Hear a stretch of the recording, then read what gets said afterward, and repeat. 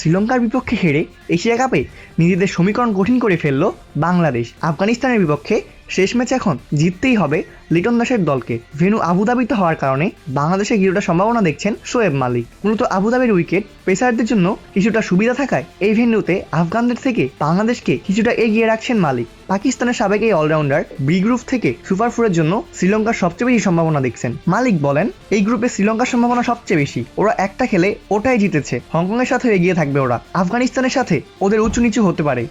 এই গ্রুপে আসল ম্যাচ হবে বাংলাদেশ বনাম আফগানিস্তানের মধ্যে। এই ম্যাচ যে জিতবে তারই সুযোগ থাকবে সুপার ফোর্সে যাওয়ার। আফগানিস্তানের বিপক্ষে বাংলাদেশের জেতার সম্ভাবনা যতটুকু আছে সেটা শুধু আবুধাবিতেই। দুবাইতে আফগানিস্তান আরও শক্তিশালী হয়ে যায়। ওদের স্পিনাররা এমনিতেই ভালো, দুবাইতে ওরা আরও ভালো হয়ে যাবে। আবুধাবিতে সুইং বেশি, আর আফগানিস্তানের আরেক পেসার ওমার জাই তেমন ভালো ফর্মেও নেই। বাংলাদেশ ক্রিকেটারদের শারীরিক ভাষায়ও পরিবর্তন চান মালিক। দলের দুই ওপেনার তানজিদ হাসান তামিম এবং পারভেজ হোসেন ইমনের মধ্যে অন্তত একজনকে রানের তাগিদ দিয়েছেন তিনি।